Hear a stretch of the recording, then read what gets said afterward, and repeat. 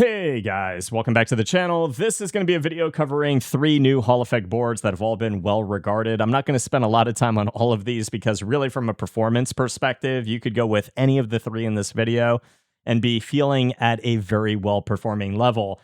The differences from a human perspective and being able to perceive them in use is absolutely impossible.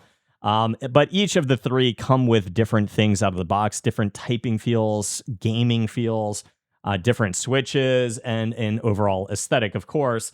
But I've got the Huan 63, the Slice 68, as well as the Sonic Neo 65. All 3 of them, again, very premium boards, different price of entry, of course.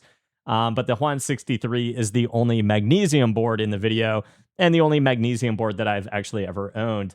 It feels very sturdy from a durability perspective, and it's just a little bit more lightweight than the aluminum counterpart. So if you did want to take something that has a lot of durability on the go with you or to lands, it does feel more lightweight, easier to carry, etc., but with some of the same durability.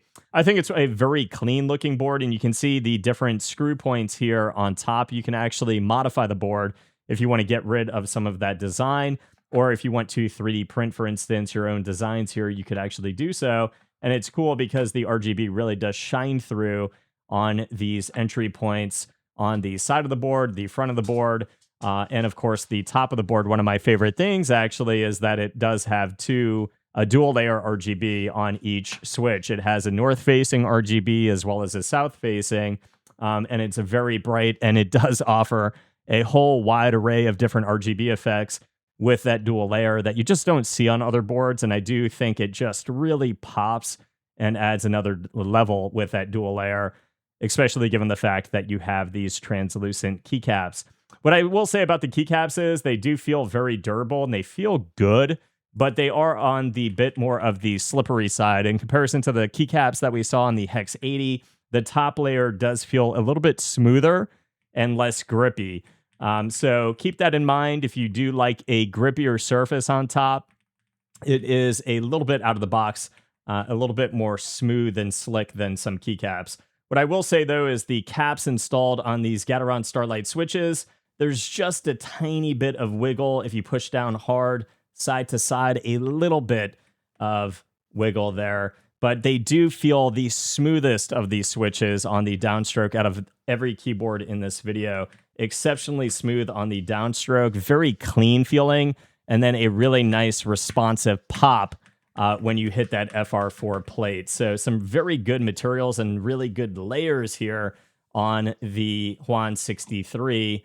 With an FR4 mounting plate, you've got PET film, Poron core foam, dampening foam, a switch pad, as well as a silicone base pad. So you do get a nice amount of thock and not really any case ping that I'm picking up from the distance that I'm at now. I will say that, again, the switches feel phenomenal, and the stabilizers out of the box are probably the best stabilizers out of the 3 in this video as well. They feel very clean and, again, quite good. So the overall aesthetic, I really do like it. You've got this unique pendant as well that you can attach to the board.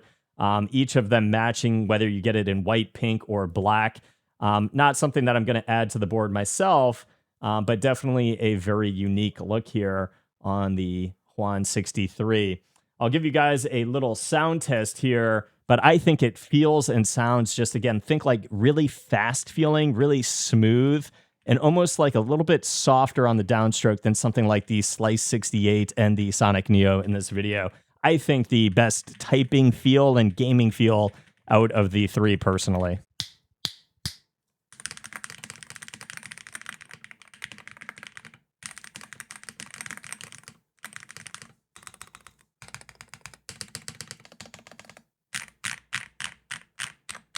Up next, I've got the Slice 68, another Hall effect board from Chillkey, and this feels and sounds great. And out of the bunch, it probably feels the thockiest in terms of its overall sound profile. A lot of detail on the board and the keycaps, but you're going to have to be somebody that really likes this aesthetic. For me, it's just too out there. It's not really for me. There's just too much going on. I like a little bit of a cleaner aesthetic like the Hex 80. It is nice, though. You have this RGB bar here on the bottom of the board, and you also do have a lot of engravings and detail on the case itself, the back of the board, the sides of the board, just a lot of detail, and the board is exceptionally heavy. But these WS Flux Hall switches, they feel so good for typing and gaming because there is no switch wiggle at all. The keycaps are set on there very firmly. The switches don't move at all. To me, that's nice because when you are getting really crazy and jiggle peeking, it's nice to not feel any movement whatsoever under your fingers. And this board is definitely something that doesn't really move that much at all. There's a little tiny bit of flex. I don't like too much flex in game either. So for me, this is just a really nice feeling board in game. But overall, like, it has everything you want. 8K polling, the rapid trigger goes to 0.005. Just exceptionally good performing board here. But the typing experience, again, and the sound of the board is what's really exceptional.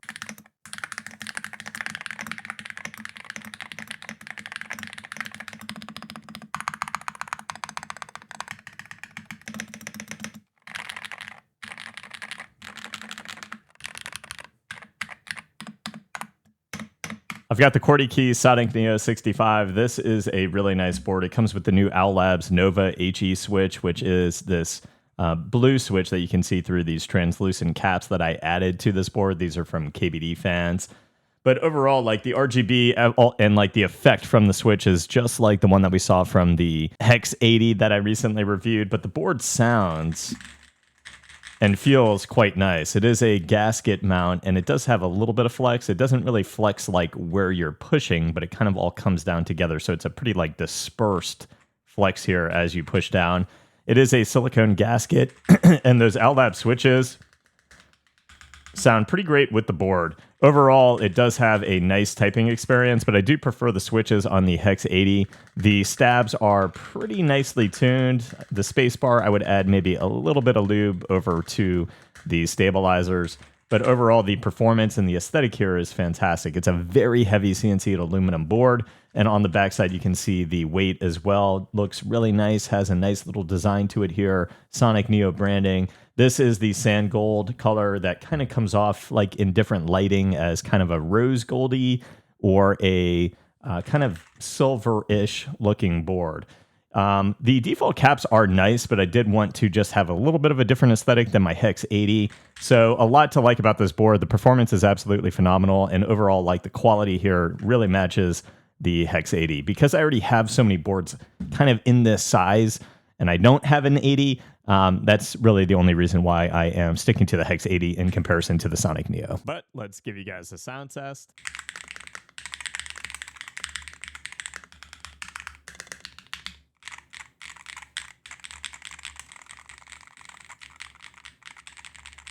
So guys, that is really it for this one. A lot of the specs in terms of the build, in terms of the switches that you get, the price, etc., those things are all going to play a factor, and it's really going to be like a very subjective, very personal thing. I think from a gaming perspective, all three of them felt really good. My own personal performance, again, I'm leaning towards the WL mouse. I think it just felt super clean, really fun to play with, just a really nice feeling switch in terms of its overall performance. But in general, I'm still sticking to the format of my Wooting ADHE. This is something that I've been testing now just recently. On a whim, I decided to purchase it, and it is a layout that I'm actually enjoying way more than I thought I would, and it's actually hard to come off of it. I think the PCR feels great. I like the aesthetic. I like how it feels and sounds, and overall, the Wooting software is just absolutely phenomenal. So overall, right now, I think I'm sticking to the Wooting ADHE, and I'll have a video in a few weeks just discussing why and how I feel about it. And after a few weeks of testing some of the different types of things like Snap Tap, etc., I'll have a full video on that in a few weeks. I do really, really love the Hex 80 as well. And this is like everything I said good about the Hex 80. It's very similar to the Sonic Neo, just a different layout and different size board. I do like the default switches, though, in the Hex 80 more than the Sonic Neo. So because I like this layout more and the switches more, I'm just more inclined to be somebody who would lean towards the Hex 80 over the Sonic Neo. But again, it's such a subjective and personal thing. Just really good boards in this video. And trying the Hex 80 again, or the Wooting 88G again for the first time. Just a lot of good choices out there. It just really depends what you're looking for. But that's going to be it for now, guys. I hope it helped. If it did, please leave a sub to the channel. See you guys in the next review. Peace.